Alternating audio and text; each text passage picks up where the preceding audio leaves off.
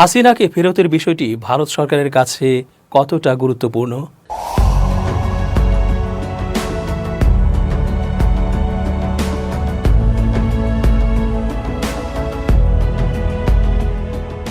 আসসালামু আলাইকুম প্রিয় দর্শক, আশা করছি আল্লাহ পাকের রহমতে ভালো আছেন। চেঞ্জ টিভির আন্তর্জাতিক চোখ অনুষ্ঠানে আমি এস.জে. রতন স্বাগত জানাচ্ছি আপনাদের সকলকে। হাসিনাকে অফিসিয়ালি ফেরত চেয়েছে বাংলাদেশ। বেশ কিছুদিন গতও হলো, কিন্তু কোনো প্রতিক্রিয়া নেই ভারতের। যতটুকু জবাব পাওয়া গেছে তাতে মনে হচ্ছে বাংলাদেশের এই চাওয়াটাকে খুব বেশি পাত্তা দিচ্ছে না ভারত। বাংলাদেশ নিয়ে মিথ্যে নিউজ ও প্রোপাগান্ডা চালানোর অন্যতম ভারতীয় চ্যানেল রিপাবলিক বাংলা এবং এটার উপস্থাপক ও তথাকথিত সাংবাদিক ময়ূখ রঞ্জন ঘোষ সাম্প্রতিক এক লাইভ অনুষ্ঠানে অধ্যক্ষের মতো জানিয়েছে যে হাসিনাকে তারা ফেরত দেবে না, কোনোভাবেই ফেরত দেবে না। এটা ময়ূখের ব্যক্তিগত মতামত হলেও ভারতীয় কর্তৃপক্ষের মতামতও তেমনটি মনে হচ্ছে। কারণ হাসিনাকে দিয়েই তারা বাংলাদেশে মরণ খেলা খেলতে চায়। অন্তর্বর্তী সরকার গঠিত হবার পর যতগুলো বাজে ঘটনা ঘটেছে বাংলাদেশ ভারতকে ঘিরে এবং বাংলাদেশের অভ্যন্তরেও অস্থিরতা সৃষ্টি করার নানা কৌশল এঁটেছিল, তার সব কটিতেই ভারতের সংশ্লিষ্টতা পাওয়া গেছে। আর এসব করছে ওই হাসিনার পরিকল্পনাতেই। হাসিনাকে ভারত যদি এত সহজেই দিয়েই দিল, তাহলে আর কি নিয়ে খেলবে ভারত বাংলাদেশের সাথে?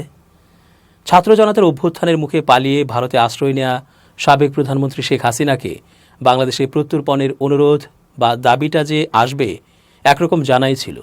অবশেষে সেটা এসেছে। শেখ হাসিনা ভারতে পদার্পণের ঠিক 4 মাস 18 দিনের মাথায় এই অনুরোধ এসেছে। গত 23 ডিসেম্বর সকালে দিল্লির চাণক্যপুরীতে বাংলাদেশ দূতাবাসের পক্ষ থেকে সেই বার্তা নোট ভার্বালের আকারে তুলে দেওয়া হলো সাউথ ব্লকে ভারতের পররাষ্ট্র মন্ত্রণালয়ের হাতে। বাংলাদেশের অন্তর্বর্তী সরকারের উপদেষ্টা বা নীতি নির্ধারকরা বেশ কিছুদিন ধরেই আকার ইঙ্গিতে বা খোলাখুলি বলে আসছিলেন যে তারা ভারতের কাছে শেখ হাসিনাকে ফেরত চাইবেন, যাতে তাকে গণহত্যার জন্য বিচারের কাঠ গড়ায় তোলা যায়। কিন্তু যে কোনো কারণেই হোক, আনুষ্ঠানিকভাবে সে বার্তা বা চিঠি কিন্তু দিল্লির কাছে পাঠানো হচ্ছিল না। অবশেষে সেটা যখন এলো, তখন তা এলো নোট ভার্বালের আকারে। নোট ভার্বাল হলো আসলে দুই দেশের সরকারের মধ্যে এক ধরনের ডিপ্লোম্যাটিক কমিউনিকেশন বা কূটনৈতিক যোগাযোগের মাধ্যম, কিন্তু তাতে প্রেরকের কোনো স্বাক্ষর থাকে না। তবে নোট ভার্বালের রীতি অনুযায়ী ধরেই নেওয়া যায় এক্ষেত্রেও বার্তাটি পাঠানো হয়েছে দিল্লির বাংলাদেশ দূতাবাসের লেটার হেডে এবং তাতে হাই কমিশনের রাবার স্ট্যাম্পও ছিল। বার্তাটি হাতে আসার কয়েক ঘন্টার মধ্যেই দিল্লির পক্ষ থেকে প্রকাশ্যে সেটির প্রাপ্তি স্বীকার করা হয়। তবে পররাষ্ট্র মন্ত্রণালয়ের মুখপাত্র রণধীর জয়সওয়াল এটাও জানিয়ে দেন যে তাদের এ বিষয়ে এখনই কিছু বলার নেই। এরপর আরও কয়েকদিন কেটে গেছে। দিল্লির পক্ষ থেকে এ ব্যাপারে কোনো প্রতিক্রিয়া যেমন দেওয়া হয়নি, তেমনি বাংলাদেশকে নোট ভার্বালের কোনো জবাবও পাঠায়নি ভারত।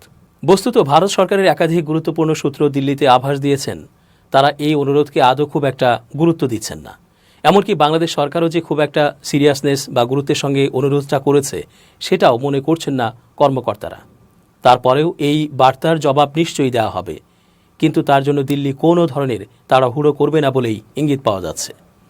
বাংলাদেশের অন্তর্বর্তী সরকার যদিও দাবি করছে শেখ হাসিনাকে ফেরানোর প্রচেষ্টাকে তারা সর্বোচ্চ অগ্রাধিকার দিচ্ছে, ভারত কিন্তু মনে করছে তাদের পাঠানো বার্তা একটা দায়সারা পদক্ষেপের চেয়ে বেশি কিছু নয়। দিল্লিতে শীর্ষস্থানীয় একজন সরকারি কর্মকর্তা বলেন, সত্যিই যদি বাংলাদেশ এই ব্যাপারটা নিয়ে সিরিয়াস হতো, তাহলে তো তারা শেখ হাসিনার বিরুদ্ধে নির্দিষ্ট অভিযোগগুলো কী এবং তার বিরুদ্ধে সাক্ষ্য প্রমাণই বা কী সেই বিবরণও পেশ করত। মানে যেমনটা একটা চার্জশিটে থাকে, 1-2 পাতার একটা নোটে যে সেটা থাকতে পারে না তা তো বলাই বাহুল্য। ফলে তার বক্তব্য বাংলাদেশ সরকার আসলে তাদের দেশের মানুষকে এটা দেখাতে চাইছে যে তারা ভারতের কাছে প্রত্যর্পণের অনুরোধ জানিয়ে দিয়েছে এবং ফলে বল এখন ভারতের কোর্টে, আমাদের এখন আর কিছু করার নেই। ভারতের একজন সাবেক কূটনীতিবিদের কথায় আমার তো মনে হচ্ছে যেন বাংলাদেশ এই পদক্ষেপের মাধ্যমে যেন একটা বক্সে টিক দিয়ে দায়িত্ব সারল, আমাদের প্রত্যর্পণের অনুরোধ জানানোর কথা ছিল, জানিয়ে দিয়েছি, ব্যাস। কিন্তু শেখ হাসিনাকে ভারত বিচারের জন্য হস্তান্তর করবে বাস্তবে এরকম সম্ভাবনা ক্ষীণ বলেই বাংলাদেশ হয়তো সর্বাত্মক প্রচেষ্টা চালায়নি, এমনটাও ধারণা করছেন তিনি। প্রকৃত কারণটা যাই হোক, নোট ভার্বালে যে যুক্তি দেখিয়ে শেখ হাসিনাকে ফেরত চাওয়া হয়েছে, জুলাই আগস্ট গণহত্যার বিচারের জন্য তাকে কাঠগড়ায় দাঁড় করাতে হবে এই কথা বলে, সেটাকে ভারত আসলে জোরালো কোনো দাবি বলে মনেই করছে না। কারণটা হলো কোনো সাক্ষ্য প্রমাণ ছাড়া এই অভিযোগ জানানোর অর্থ এই বার্তার চরিত্র পুরোপুরি রাজনৈতিক। এখন দু দেশের প্রত্যর্পণ চুক্তিতেই পরিষ্কার বলা আছে, রাজনৈতিক অভিযোগে অভিযুক্ত কোনো ব্যক্তিকে হস্তান্তর করা যাবে না। ফলে শেখ হাসিনার ক্ষেত্রেও নিশ্চয়ই সেই যুক্তি প্রযোজ্য হবে। কোনো দেশের সঙ্গে ভারতের প্রত্যর্পণ চুক্তি বা বিশেষ কোনো ব্যবস্থা বা অ্যারেঞ্জমেন্ট থাকলে সেই দেশের কোনো নাগরিককে ভারত তাদের হাতে তুলে দিতে পারে যদি তিনি একজন ফিউজিটিভ ক্রিমিনাল, এফসি বা ফেরার আসামি হন। এখন কোন কোন শর্তের অধীনে ভারত একজন এফসিকে তার নিজ দেশের হাতে তুলে দিতে পারে তার নিয়মকানুন খুব স্পষ্ট এবং পররাষ্ট্র মন্ত্রণালয়ের ওয়েবসাইটেও তার পুরোটাই উল্লিখিত আছে। এইসব রীতিনীতি কিছুটা নির্ভর করে বিশেষ ওই দেশের সাথে প্রত্যর্পণ চুক্তির বিশেষ ধারার ওপর। তবে মূল ধারাটা সব দেশের ক্ষেত্রেই এক, আর তা হলো যাকে ফেরত চাওয়া হচ্ছে তাকে কোনো প্রত্যর্পণযোগ্য অপরাধের মামলায় ফেরার আসামি হতে হবে। এখন শেখ হাসিনা যখন ভারতে এসে নামেন তখন তিনি কিন্তু কোনো ফেরার আসামি বা এফসি ছিলেন না। ভারতের সাবেক শীর্ষস্থানীয় কূটনীতিবিদ পিনাক রঞ্জন চক্রবর্তী এই যুক্তি দেখিয়েই বলেন, মনে রাখতে হবে 5 আগস্ট তারিখেও শেখ হাসিনার নামে সে দেশে কোনো মামলা ছিল না। ফলে ভারত যখন তাকে আতিথেয়তা দিচ্ছে সেই মুহূর্তে তিনি কিন্তু কোনো ফেরার আসামি নন। তিনি যুক্তি দেখান, এখন শেখ হাসিনা দেশ ছাড়ার পর যদি তার বিরুদ্ধে দেশ জুড়ে শত শত মামলা একসঙ্গে দায়ের করা হতে থাকে তাহলে এটা মনে করার যথেষ্ট কারণ থাকতে পারে এগুলো রাজনৈতিক প্রতিহিংসামূলক, যার ভিত্তিতে প্রত্যর্পণের কোনো প্রশ্নই ওঠে না। তাহলে কি ধরেই নেওয়া যেতে পারে অনুরোধ যে আকারেই আসুক বা যতই জোরালো সাক্ষ্য প্রমাণ পেশ করা হোক, ভারত কোনো অবস্থাতেই শেখ হাসিনাকে ফেরত দেবে না? পিনাক রঞ্জন চক্রবর্তী জবাবে বলছেন, না, বিষয়টা ঠিক সেরকম নয়। যদি সব নিয়ম মেনে এবং আট ঘাট বেঁধে ভারতের কাছে এই অনুরোধ জানানো হয় তাহলে ভারত নিশ্চয়ই সেটা বিবেচনা করবে। ঢাকায় ভারতের সাবেক এই হাই কমিশনারের ধারণা, এক্ষেত্রে একটি নোট ভার্বালের চেয়ে হয়তো অনেক বেশি কার্যকরী হতো একটি লেটার রোগেটরি। ল্যাটিনে রোগেটোরিয়াস কথার অর্থ হলো তথ্য জানতে চাওয়া, আর লেটার রোগেটরি হলো এক দেশের আদালত যখন অন্য দেশের আদালতের কাছে কোনো বিষয়ে আইনি সহায়তা চেয়ে চিঠি দেয়। সেটা কোনো অভিযুক্তের বিরুদ্ধে সাক্ষ্য প্রমাণ হতে পারে কিংবা আইনি প্রক্রিয়ায় সাহায্য করার অনুরোধ হতে পারে। সুতরাং এক্ষেত্রে বাংলাদেশের আদালত বা আন্তর্জাতিক অপরাধ ট্রাইব্যুনাল যদি ভারতের বিচার বিভাগের কাছে, সুপ্রিম কোর্টের কাছে শেখ হাসিনার বিচার প্রক্রিয়ায় সহায়তা চেয়ে কোনো চিঠি দিত, অর্থাৎ লেটার রোগেটরি দিত, সেটার প্রভাব এই দায়সারা নোট ভার্বালের চেয়ে অনেক বেশি হতো বলে ভারতের কোনো পর্যবেক্ষক মনে করছেন। তবে এই ধরনের কোনো চিঠি পাঠানোর আগে সংশ্লিষ্ট বিচার প্রক্রিয়াতেও যথেষ্ট অগ্রগতি হওয়া দরকার। শেখ হাসিনার ক্ষেত্রে বাংলাদেশে তা এখনও আদৌ হয়েছে কিনা তা নিয়েও সন্দেহ আছে দিল্লির।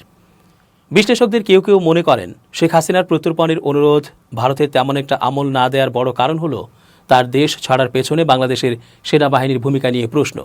তারা বলছেন, শেখ হাসিনা যে বাংলাদেশের সেনাবাহিনীর প্রচ্ছন্ন সমর্থনেই নিরাপদে দেশ ছাড়তে পেরেছিলেন বা বলা যেতে পারে একটা সেফ প্যাসেজ পেয়েছিলেন, তা এখন আর কোনো গোপন তথ্য নয়।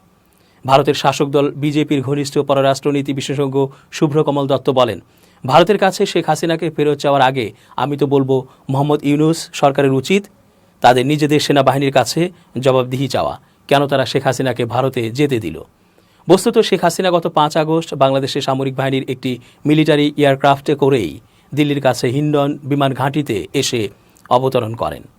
ভারতের পররাষ্ট্রমন্ত্রী এস জয়শঙ্কর এর পরদিন 6 আগস্ট পার্লামেন্টে জানান, শেখ হাসিনাকে বহনকারী বিমানটি যাতে দিল্লিতে এসে নামতে পারে তার জন্য বাংলাদেশ সেনাবাহিনীর তরফে ভারতের কাছে আগাম অনুমতি বা ফ্লাইট ক্লিয়ারেন্স চাওয়া হয়েছিল।